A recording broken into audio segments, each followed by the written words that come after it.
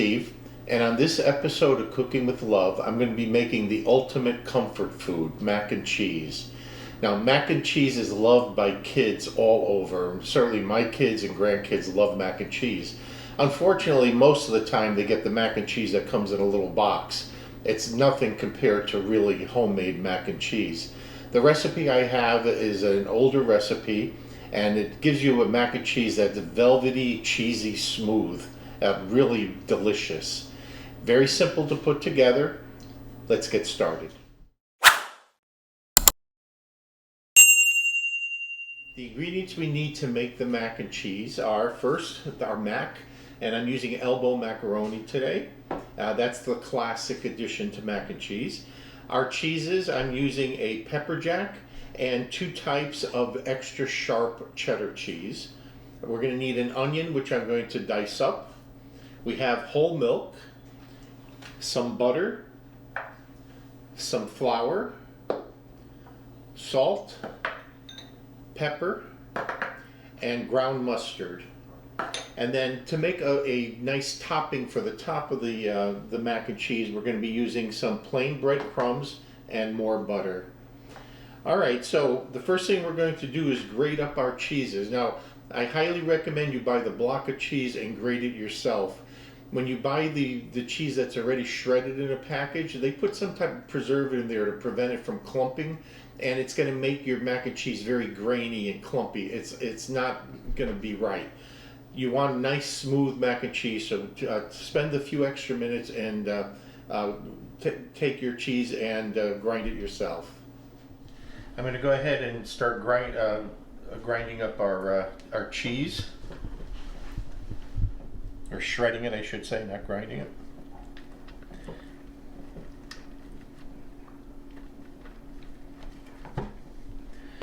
So nice large pieces.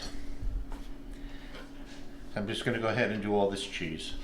I have a pot of salted water come to a boil. I'm going to add our macaroni to it, and according to the package directions, it's going to take 8 to 10 minutes.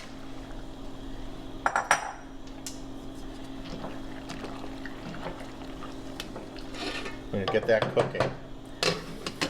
Now I'm using a Dutch oven for this next part. First thing I'm going to do is melt some butter.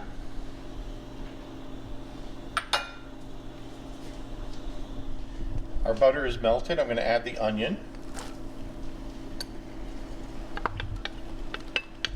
And I'm going to cook the onion just till translucent.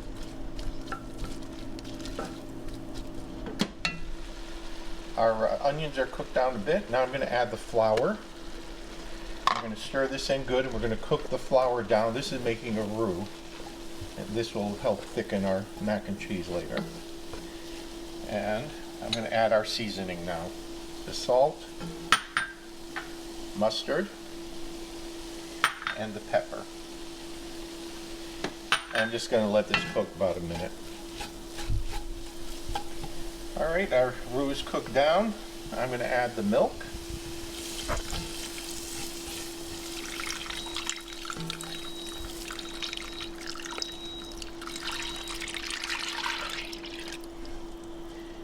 And I'm going to bring it up to a simmer and stir it in good. Let the roux dissolve. Now our mixture has come to a slight boil, and it's starting to thicken. Now we're going to add our cheeses.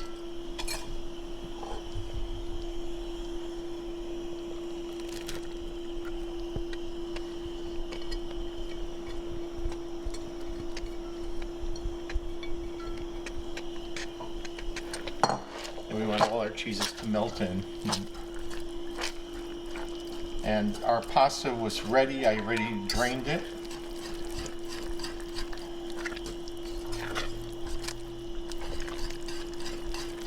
And we just give this a few minutes to melt. Our cheeses have melted. Next I'm going to add the pasta to the cheese sauce.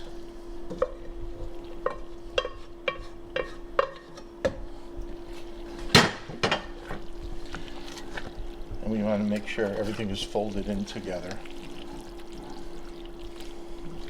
I have the oven preheating now to 350 degrees. Now the last step, I have our breadcrumbs and the melted butter. I'm going to combine and just mix them in.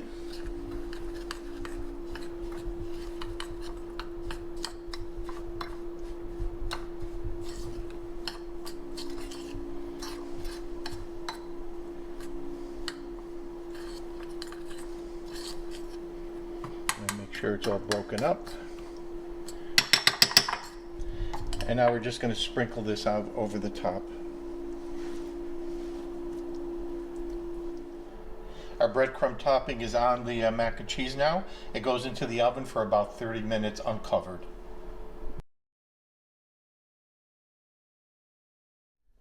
Our mac and cheese is done. I'm just going to go ahead and do a little taste test. I'm going to take some mac and cheese out first.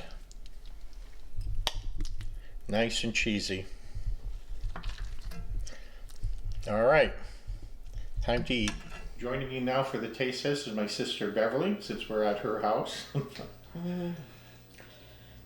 Creamy.